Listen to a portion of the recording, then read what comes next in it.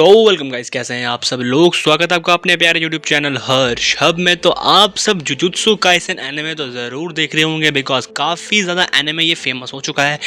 इसकी मांगा भी अब एंड पे आ चुकी है। तो आज हम करने वाले हैं टॉप 10 करेक्टर्स को रैंक जुजुत्सु काइसेन से।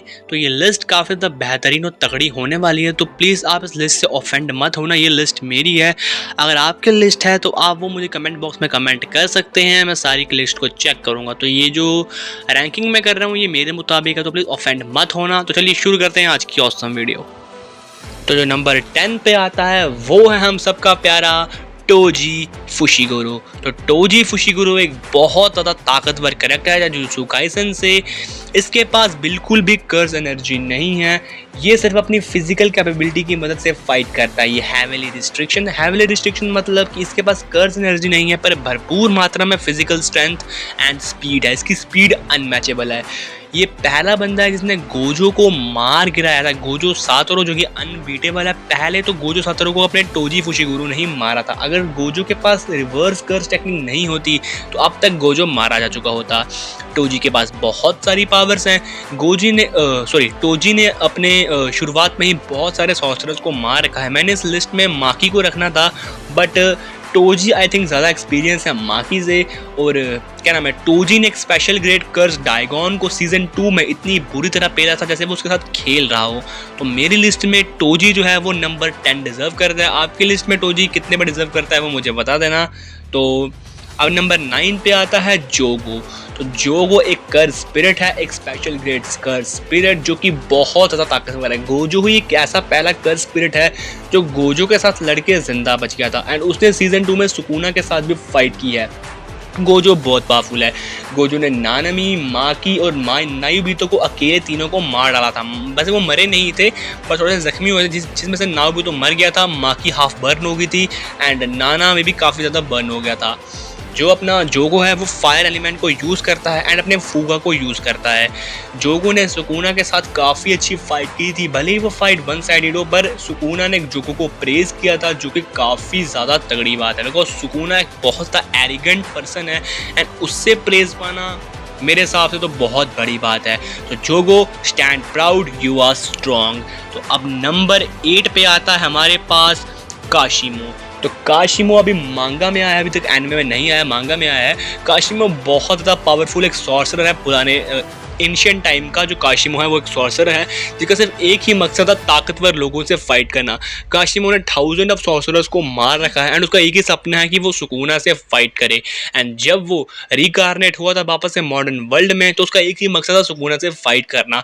और उसके अलावा काशिमो ने जो भी फाइट किए हैं उसमें काशिमो ने अपनी फुल पावर का इस्तेमाल नहीं किया है। काशिमो ने जो हकारी से फाइट की थी उसमें भी शायद काशिमो ने अपनी फुल पावर का इस्तेमाल नहीं किया था। काशिमो का जो मेन एलिमेंट है वो है इलेक्ट्रिसिटी। काशिमो को गॉड ऑफ थंडर भी कहा जाता है। काशिमो बहुत ज़्यादा पावरफुल और एक बहुत ज़्यादा ब्रूटल बंदा है। काशिमो के बहुत सारे फीट्स हैं, बट अभी तक काशिमो की हमें फुल पावर देखने को नहीं मिली थी, इसलिए हम काशिमो के बारे में ज़्यादा बात नहीं कर सकते। चलते हैं नंबर 7 की ओर, और नंबर 7 पे है हमारे पास किंजी हकारी। तो किंजी हकारी नंबर 7 पे। हकारी एक बहुत ही ज़्यादा टैलेंटेड एक सॉर्सरर है। किंजी हकारी एक गैम्बलिंग एसोसिएशन चलाता है, पर जब वो सीज़न कलिंग गेम्स में आएगा गाइस, जब हकारी कलिंग गेम्स में आएगा तो देखना हकारी कितना ज़्यादा ओवर पावर्ड होगा। किंजी हकारी बहुत ज़्यादा पावरफुल सॉर्सरर है। उसका मेन पावर जो है वो उसका लक है। उसका लक बहुत अच्छा है। और किंजी हकारी की जो मेन पावर है वो है उसका डोमेन एक्सपेंशन। उसके डोमेन एक्सपेंशन में किंजी हकारी लिटरली इमॉर्टल बन जाता है। अगर आप उसका हाथ पैर काट दोगे तो वो इंस्टेंटली रीजनरेट कर देगा। किंजी हकारी के अंदर इतनी ज़्यादा कर्स एनर्जी है कि उसकी जो बॉडी में आरसीटी है वो ऑटोमेटिकली काम करती है। सोचो किंजी हकारी कितना ज़्यादा ओवरपावर्ड होगा। किंजी हकारी एक ऐसा बंदा है जिसने काशिमो को हराया था। यस गाइस, किंजी हकारी ने काशिमो को हराया है। स्पॉइलर वार्निंग दे रहा हूँ, तो नीचे रोना मत कमेंट बॉक्स में। तो हाँ, किंजी हकारी ने ही काशिमो को हरवाया था, एंड किंजी हकारी का डोमेन ही उसकी सबसे बड़ी पावर है। एंड डोमेन के बिना आई डो नॉट थिंक किंजी हकारी इतना पावरफुल है, बट डोमेन के साथ बहुत ज़्यादा पावरफुल है। चलते हैं नंबर 6 पे। तो नंबर 6 पे हमारे पास divine general Mahoraga. Yes guys, Mahoraga. Mahoraga एक सबसे स्ट्रॉन्गेस्ट शिकिगामी है। माहोरागा ही सबसे ज़्यादा ताकतवर शिकिगामी है एंड 10 शैडोज़ में सबसे ज़्यादा पावरफुल है। माहोरागा को आज तक कोई भी अपने अंडर नहीं कर पाया है, बिकॉज अगर कोई भी माहोरागा को बुलाता है तो सबसे पहले उसको माहोरागा को हराना पड़ता है, वरना माहोरागा उसको मार देगा। जब मेगुमी ने सीजन 2 में माहोरागा को बुलाया था तो माहोरागा ने पहले मेगुमी को ही मारा था, फिर दूसरे बंदे को मारा था, फिर उसकी फाइट हुई थी सुकुना से। और आई थिंक माहोरागा ही पहला ऐसा बंदा है जिसने सुकुना के साथ टो टू टो फाइट की थी। अगर सुकुना के पास 10 फिंगर्स होती उस टाइम पे तो आई थिंक माहोरागा सुकुना को डिफीट कर देता। आई थिंक माहोरागा सुकुना के 10 या 12 फिंगर्स के बराबर है। और माहोरागा की जो मेन पावर है वो है उसकी अडेप्टेबिलिटी। माहोरागा किसी भी चीज़ को बहुत जल्दी अडेप्ट कर लेता। अगर गोजो ने उसके ऊपर हॉलो पर्पल मारा माहोरागा के ऊपर, इमेजिन करने के लिए बोल रहा हूँ, और माहोरागा उससे बच गया तो अब फिर माहोरागा के ऊपर हॉलो पर्पल का असर नहीं होगा। एंड हाँ, जो मांगा में गोजो और सुकुना की फाइट हो रही थी और जिसमें गोजो मरा है, सबसे बड़ा हाथ माहोरागा का था। माहोरागा के बगैर सुकुना गोजो को नहीं मार सकता था। तो माहोरागा इज सो पावरफुल। अब चलते हैं नंबर 5 की ओर। तो नंबर 5 है अपना यूजी इतादोरी। तो आप बोल रहे होंगे कि मैंने यूजी इतादोरी को माहोरागा से ऊपर क्यों रखा है। तो मांगा में यूजी एक मॉन्स्टर बन चुका है। उसने लगातार 8 कंसेक्यूटिव ब्लैक फ्लैश सुकुना को मारे हैं। 8 ब्लैक फ्लैश, 8। ये गोजो भी नहीं मार सकता, ये बहुत बड़ा फीट है। एंड अब अपना जो यूजी है वो ब्लड मैनिपुलेशन भी सीख गया है, उसके पास रिवर्स कर्स टेक्निक भी आ चुकी है। तो नंबर 5 पे तो यूजी को आना ही था। और अभी तक हमें यूजी की अभी तक और पावर भी नहीं दिखी है, शायद यूजी का हमें अभी तक डोमेन भी नहीं दिखा है। अगर यूजी का डोमेन आ गया तो my God, left right good night हो जाएगा।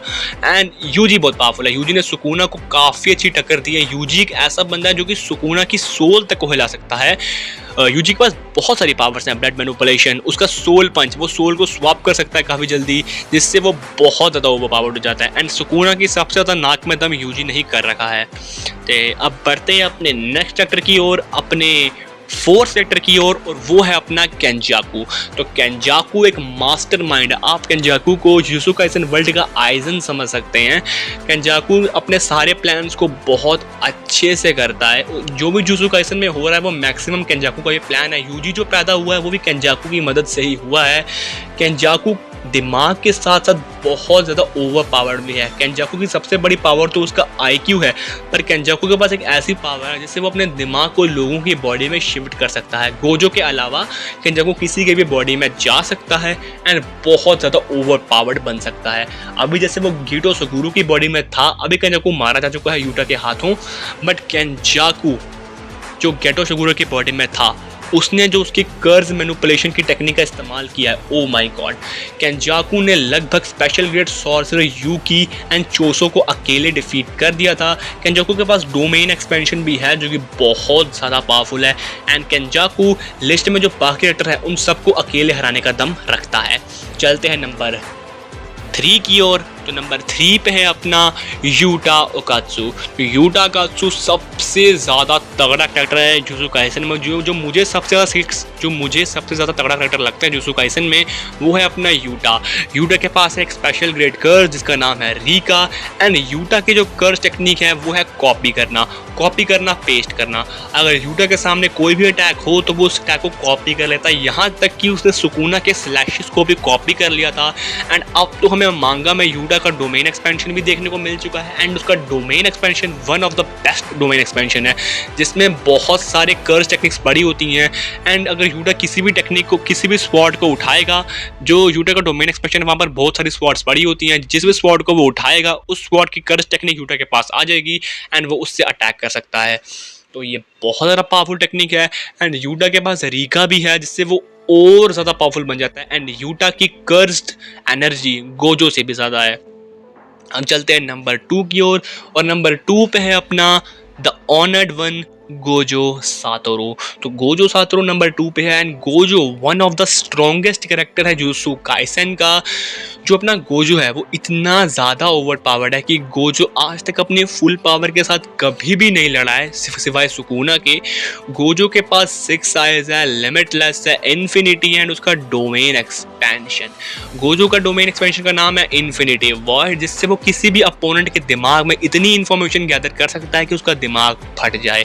एंड उसकी सबसे बड़ी पावर है उसका इन्फिनिटी। उसके इन्फिनिटी अगर उसके पास है तो उसको कोई भी टच नहीं कर सकता। अगर आपने नारुतो देखा है तो नारुतो में जैसे ओबीटो का केस होता है ना कि उसे कोई टच नहीं कर सकता, वैसे ही गोजो का केस है।